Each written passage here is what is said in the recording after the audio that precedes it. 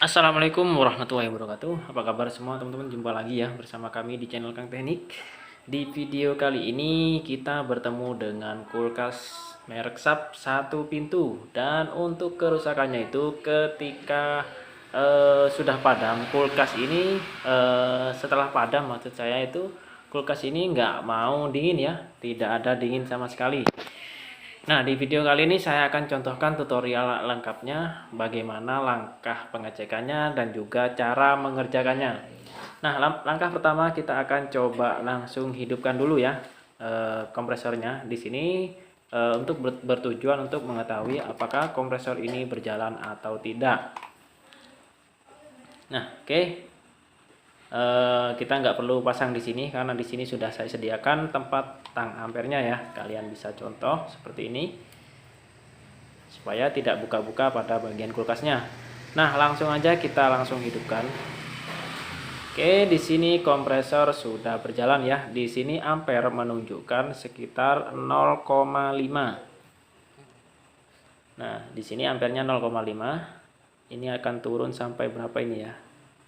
Sekitar 0,4 ya, tuh sekitar 0,47. Nah, kemungkinan ini freonnya habis ya karena ampernya turun ya. Nah, selanjutnya yang perlu kita akan cek, nah karena kompresornya sudah hidup berarti kita nggak ada kaitannya dengan kelistrikan ya. Yang perlu kita cek pada bagian perpipaan atau sirkulasi. Nah, kalian bisa cek pada bagian kondensornya ini. Nah, di bagian kondensor ini seperti biasa, seperti video-video sebelumnya sudah saya contohkan, kulkas yang normal ataupun freon yang masih ada harusnya pada bagian kondensor ini panas ya, dengan catatan kompresor berjalan.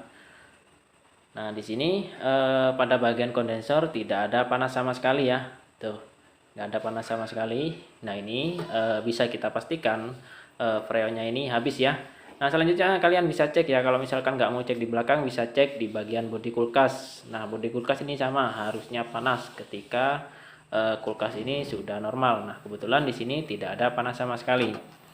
Nah, untuk pengecekannya, kalian bisa cek pada bagian evaporator. Apakah evaporator ini terkena benda tercongkel benda tajam atau tidak, ataupun ada yang bocor di bagian evaporator ya. Nah, kalian bisa pastikan. Nah, ciri-cirinya biasanya kalau di bagian evaporator ini ada kebocoran, itu biasanya ada oli ya. Ada oli kompresor itu naik ya. Nah, kebetulan di sini nggak ada kebocoran ya, masih bagus karena kulkasnya ini informasi dari orangnya itu masih sekitar 2 tahun ya.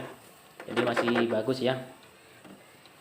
Nah, selanjutnya kalau misalkan pada bagian evaporator sudah kita pastikan tidak ada kebocoran, langsung aja kita masuk ke bagian belakang ya, di bagian mesin. Nah, yang perlu kalian lakukan, karena ini sudah fix ya, sudah kita pastikan freonnya habis. Nah, kita akan potong di bagian jalur pengisian freon. Nah, nantinya untuk pengisiannya ataupun cara pemakumannya nanti akan coba saya tunjukkan lengkap ya. Karena ada permintaan dari teman kita juga kurang lengkap katanya cara pengisiannya. Nah, di sini saya akan lengkapkan ya. Nah, di sini untuk freon habis ya, benar-benar habis.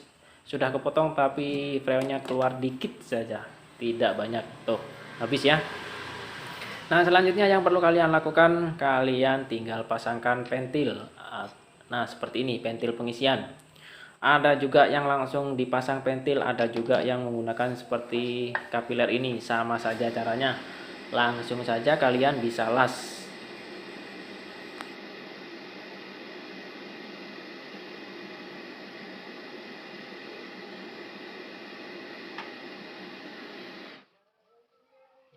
Oke, selanjutnya kalau sudah dilas, di sini ada jalur pipa hisap ya.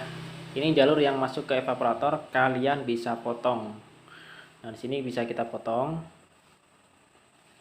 Nah, kenapa saya potong? Karena di sini tujuannya itu untuk memastikan bahwa kompresi pada kompresor ini masih bagus ya. Nah, selanjutnya kalau sudah kita potong seperti ini, lalu kita hidupkan. Nah, sambil kita tekan seperti ini. Ini bertujuan untuk mengetahui kompresi pada kompresor ya. Jadi kalau misalkan tekanannya itu berkurang, Nah, kalian bisa jangan langsung isi freon, kalian bisa cek pada bagian kompresornya ataupun ganti kompresor ya kalau presnya hilang, ataupun bisa bongkar, sama saja. Nah, di sini udah bagus ya presnya. Udah kita tahan, kita lepas. Nah, tuh tekanannya masih kenceng. Jadi kemungkinan masih aman untuk kompresornya. Jadi kita nggak perlu ganti kompresor. Tuh. Kita coba tahan lagi. Tuh. Tekanannya masih bagus ya. Jadi aman lah, bisa kita pastikan aman untuk bagian kompresor. Selanjutnya kita akan cabut dulu. Nah, selanjutnya kita akan coba ganti filternya ya. Nah, di sini kita akan ganti filternya biar baru ya untuk filternya.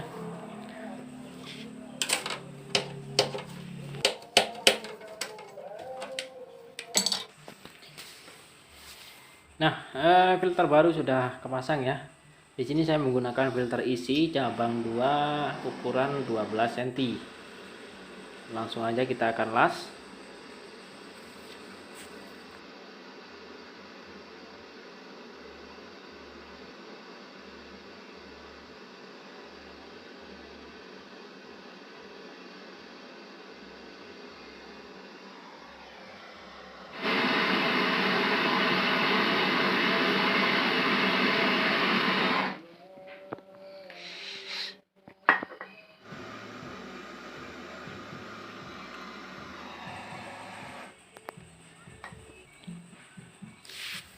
Oke ya, sudah dilas semua. Selanjutnya seperti biasa, pentil warna biru kita masukkan ke pentil pengisian ya. Nah, dan untuk warna kuning kita masukkan ke freon. Nah, sekarang kita akan vakum ya. Vakum. Jadi kalau misalkan kalian itu nggak punya mesin vakum, bisa gunakan seperti yang saya lakukan. Nah, anginnya itu kita keluarkan dari jalur kapiler seperti ini sampai habis. Nah, kalau misalkan pada bagian anginnya itu sudah habis, nah kalian bisa copot stop kontaknya, lalu otomatis metil ini akan kehisap ya teman-teman. Nah, metil ini bisa kalian hisapkan lalu kita tekan. Nah, ini colokannya sudah kita lepas ya, otomatis metil itu akan sudah kehirup sekitar setengah tadi ya. Nah, selanjutnya kalau misalkan metil sudah kita hirupkan, selanjutnya jangan lupa ya, kalian bisa las di bagian ujungnya sini supaya nanti pada saat proses pengisian freon itu tidak sampai bocor. Nah, sudah selesai. Selanjutnya kita proses pengisian freon, kita buang dulu anginnya lewat jalur merah ya. Jadi kita buang dulu sisa udara yang ada di selang. Selanjutnya kalian bisa isi. Nah, di sini kalau misalkan dalam keadaan mati, saya mengisi itu berada tekanannya itu sekitar di 80, sekitar 70 sampai 80 PSI ya. Selanjutnya kita akan tambahkan lagi pada saat proses hidup nantinya. Nah, ini sudah berada di tekanan 80 PSI. Nah, sekarang langsung aja kita hidupkan.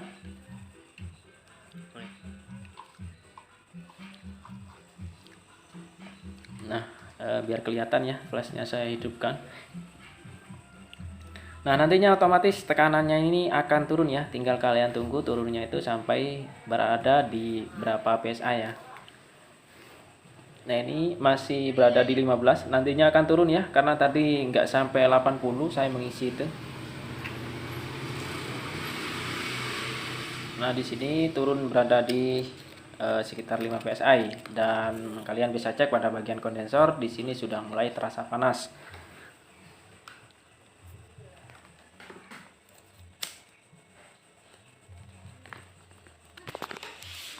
Pada bagian filter masih nggak terlalu panas ya, masih hangat sedikit. Nah, selanjutnya ini udah berada di tekanan di atas 0 ya. Tuh, tekanannya berada di atas 0. Nanti ini akan naik lagi tuh, naik dikit-dikit. Nah, ini udah nggak bisa naik lagi ya. Nah, kalau misalkan udah berada di atas 0 seperti ini, itu artinya kalian bisa tambahkan kembali ya. Nah, kalau misalkan sampai turun 3, berada di bawah 30, maksud saya berada di 30 PSI di bawah 0. Nah, itu kemungkinan buntu ya. Kalian pada saat pengisian, kalian bisa cek dulu pada bagian evaporator apakah terdengar suara mendesis atau tidak. Nah, di sini karena sudah berada di atas 0, langsung aja kita tambahkan. Nah, ini udah mulai naik, berada di sekitar 5 PSI. Kita tambahkan lagi. Nah, karena ini merek SAP ya, nggak terlalu besar juga pada bagian evap. Saya akan mengisi berada di sekitar 13 PSI. Jadi nggak sampai di 15 ya. Kalau biasanya saya sering sampai di angka 15. Jadi untuk 13 PSI bagi saya sudah cukup ya, karena evapnya kecil. Nah, di sini udah pada bagian filter sudah mulai terasa hangat ya. Nah, ini udah mulai hangat. Dan untuk tekanannya itu berapa ini ya? Udah di angka 10 ya, langsung kita tambahkan lagi.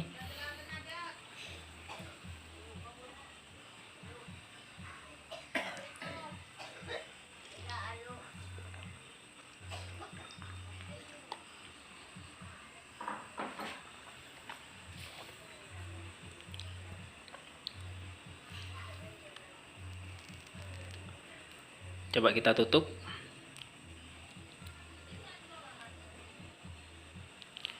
Nah, di sini untuk tekanannya itu berada di sekitar 13 ya, nggak nyampe 15. Jadi kita tutup aja karena filternya sudah mulai panas. Nah, kalau sudah seperti ini kalian bisa tunggu ya. Nah, ini udah menunggu sekitar 30 menitan ya, dan di sini tekanannya itu udah berada di sekitar 10 PSI. Nah, ini wajar saja ya, karena pada bagian evaporator sudah dingin, maka tekanan di bagian pengisian ini terjadi penurunan ya. Nah, selanjutnya kalian bisa cek pada bagian filter. Nah, untuk pada bagian filter sudah terasa panas, kalian bisa cek pada bagian evaporator. Nah, di sini udah kelihatan ya, dari tutupnya udah ada embun. Tuh, udah ada embun. Nah, sekarang kita akan lihat pada bagian evaporator. Nah, di sini udah ada bunga es ya. Tuh, udah merata. Nah, jadi sudah berhasil ya tutorial kali ini. Oke, mungkin itu saja ya video dari kami. Semoga bermanfaat. Jika kalian ada yang perlu ditanyakan, silahkan tinggalkan komentar di bawah. Jangan lupa dukung channel kami dengan cara tekan tombol like-nya dan juga subscribe-nya.